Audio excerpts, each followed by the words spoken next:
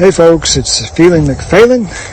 It's a Thursday afternoon over here, and I was thinking of what to do today, and it just occurred to me just a few moments ago that I should probably do this podcast, which I had in mind a few days ago, but I guess I must have missed it, about whether debate really makes a difference in the opinions of others. Yeah, I've thought of that often because I've watched a lot of debates over the years, and I recently, at least in the past few years, I haven't been able to watch a full debate for some reason. I just can't get through a full debate. Don't know what it is, don't know why it is, but I like to watch them in snippets, in little chunks, little pieces. That's just the way I do it, because at some level, I think, if someone starts twisting the Word of God or distorting the Word of God, it gets frustrating. And then sometimes you get caught up in that whole fleshly way of looking at things and the politicization of the religious aspects of it. So it does get frustrating, and it can get frustrating, and it's something that we need to approach very circumspectly, I think.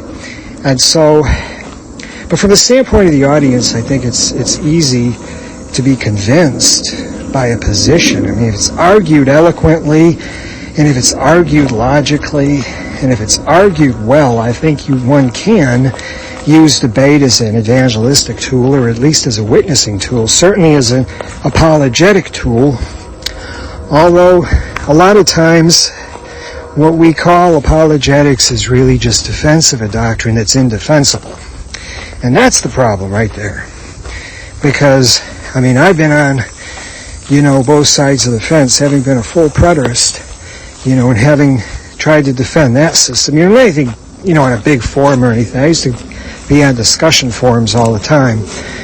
Back in the early days of CARM, I was on CARM all the time, and I used to go back and forth. I was defending full preterists, and then when I left, I changed my handle, and I started defending, futurism.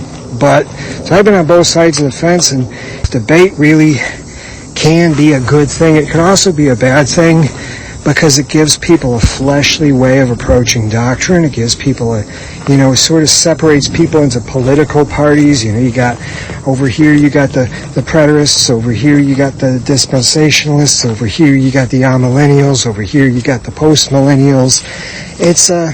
It's a way of hurting people, and I just don't think, to be honest with you, I'm the kind of guy that likes to look at the evidence himself and make a final analysis based on the evidence, but I don't like to really be told what to think. That's just me. I don't know why that is. I just don't like being told what to think. I like to look at the evidence. If you give me the evidence, lay it on the table, and I'll take a look at it, and then I'll get back to you.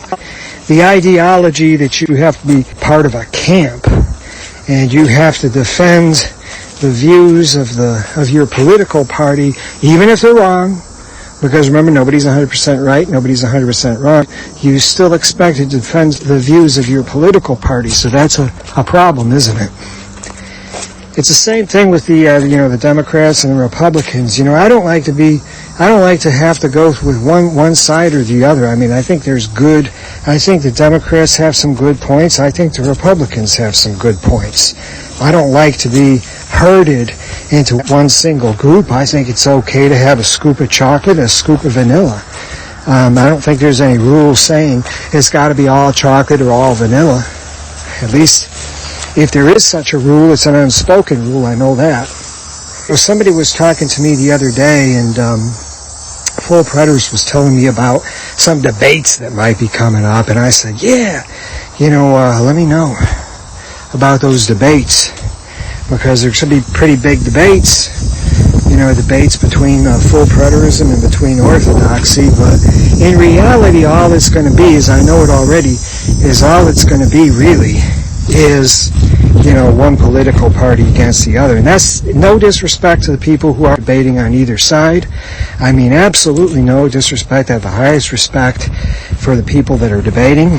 But it's going to be a politicized kind of thing, because you've got immature Christians for whom such spectacles exist that treat apologetics like it's some movie, you know, just grab your popcorn and, you know, root for your favorite team, and there you go. There's Christians who are that spiritually immature, and there's a lot of them. There's a lot of them who see that that's Christianity, that's apologetics, and it's not. You know, apologetics is you live your faith first, and then you give a reason for the hope that is in you with meekness and fear. But you got to live your faith. You just can't talk it. You got to actually live it. I mean, if you're, you know, trying to be Spider-Man one minute and trying to be John Bunyan the next, it's not going to work out.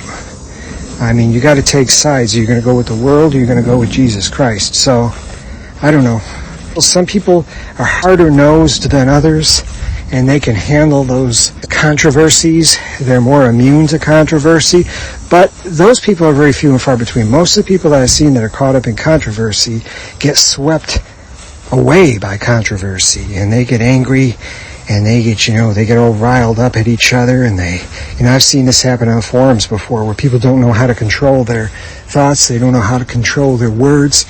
And those are the people that get riled up. They call each other names, and not good. Not good at all. It's time to really, you know, approach these things with sober mind. It's something that has to be approached on an individual perspective, but I think debates can be helpful, but I think they can also be harmful. I think that they can lead someone to a better understanding of truth.